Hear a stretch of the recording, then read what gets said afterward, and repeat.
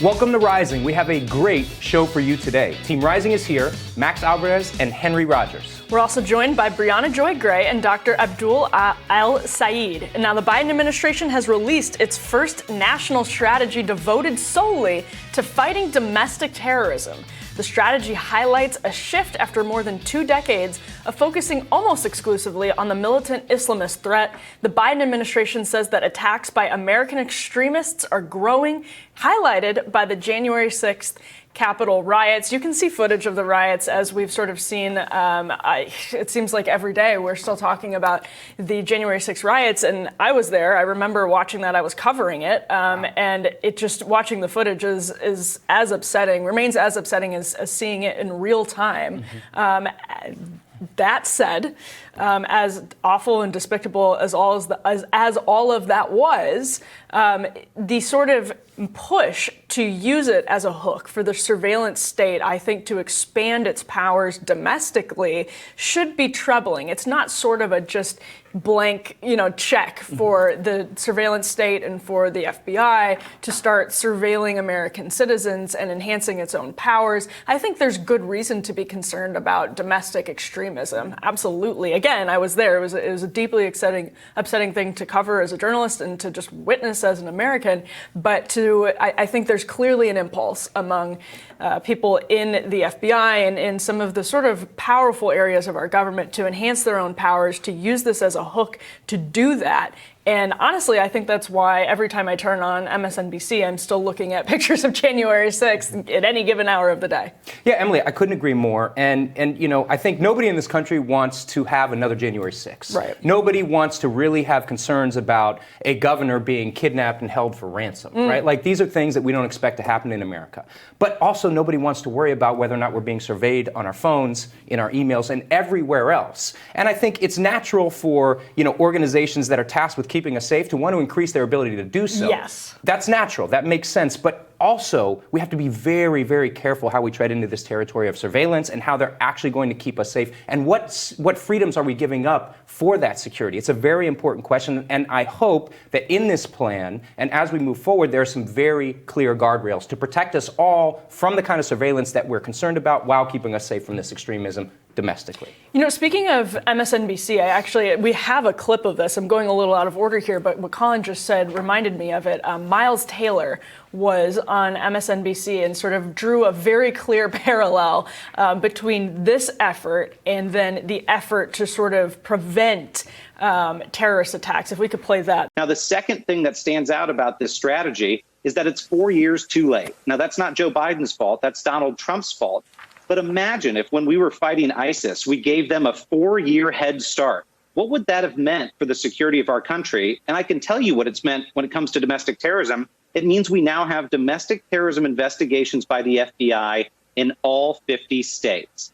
And the third thing that stands out about this strategy to me, after talking to senior White House officials this week, is that this is an effort to depoliticize the issue and to make domestic terrorism a national security challenge and to take it away from this rhetoric about partisan discourse and viewpoint discrimination. It's not about that. It's about Americans being threatened by people who want to injure and harm them for their beliefs and their, in some cases, racial and ethnic makeup. That is something we should all be able to rally around. So this is a bold step by the Biden administration and a welcome one. Let's depoliticize it, but also it's Donald Trump's fault.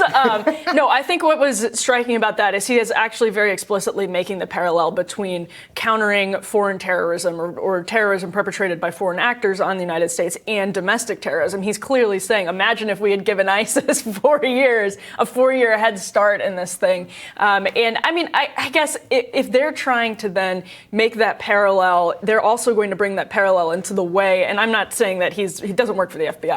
But he obviously, I think, is echoing what a lot of people who would support this action think. I mean, he called it a bold move by Joe Biden. If you're going to draw that parallel, we're then going to see a parallel in how these powers are used. You're absolutely right. And actually, a friend of the show, Matt Taibbi, responded on Twitter saying, quote, "The domestic war on terror rollout reads almost exactly like the original.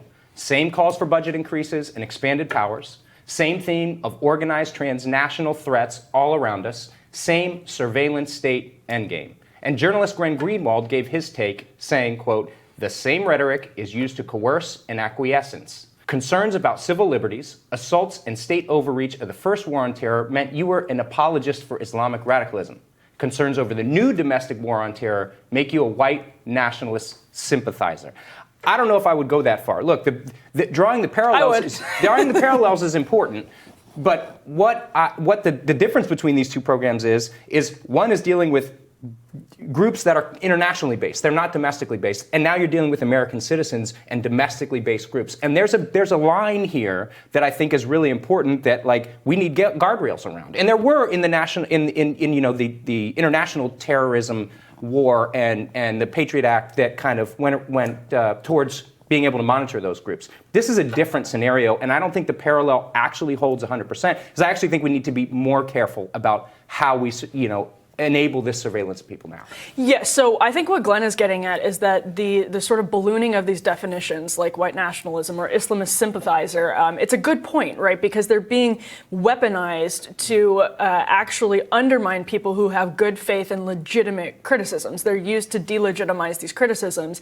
And the rollout of the domestic war on terror agenda, the agenda to fight the domestic war on terror, is happening in this climate where definitions of things like bigotry and white supremacy and nationalism have been expanded counterproductively to sweep in anybody who disagrees with the sort of far cultural left. And that's a really, that gives me a lot of concern as I'm looking at some of these agencies that have already proven they're not capable of handling these powers very well. I mean, we've run that experiment. Now operating in this climate, in this hyper-political climate, when these agencies have been super politicized, and they're also using these extremely charged and expanded definitions, let's, to say the least, do not trust that this is going to end well for the American people. And Glenn's point is interesting, too, because he's somebody who really went through this coming from the left, where people on the right, in sort of as the war on terror was at its height, would use that to smear him. And had I been active at the time, I may have made that mistake myself. But I think a lot of people on the right learned about government overreach through that experiment. Not everybody. The neocons are still out there and doing their thing. But I think Glenn is speaking to his own experience, and I think it's actually pretty telling. Yeah, I agree. And I think we can summarize it all, or summarize what you were saying about the terminology by saying that cancel culture exists also in these government bodies who are trying to say that, hey, if you're not for us, you're against us. Right. And that's a little bit dangerous territory when you just generalize all that when you're dealing with the surveillance of American people and our fundamental freedoms here. And I haven't had a chance to read the entire White House document yet, but I will say there's kind of a disconnect here that I want to address between, on the one hand, wanting to make sure that, listen, I think I saw a lot of incompetence on January 6th from the part of law enforcement. I think we're still sort of working through exactly where that went wrong. I think we now have a better idea of where that went wrong. But at the same time, how can you want that to be more efficient, and how can you want law enforcement to do a better job, but then also oppose these measures? Mm-hmm. I think that disconnect is explained by saying their incompetence should not want us to be giving them more power.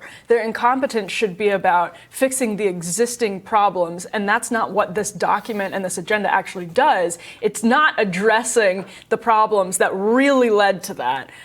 It's actually just throwing more money and more power at the system so that it can expand, instead of actually really streamlining it and making it a more responsible, I guess, apparatus. That's an excellent point. And when you talk about the existing problems, I think this document that outlines, the security measures, right, doesn't actually go into what the underlying problems are. It's how did we get here? How do we get to a place where domestic terrorism is a real present danger here? And I would argue, a lot of this goes to, economics, right? And are the people who are angry enough to become domestic terrorists have this basis of a loss of economic power? And how are we going to solve for the underlying problems that push us to this place, not just over-surveil people and increase the size of police forces and the monitoring bodies that are going to tamp some of this down? It's how do we correct it from the bottom up instead of just from the top down. And there is some of that in the document. And I did, like I said, I didn't get a chance to read every word of it, but when I was flipping through it, there is some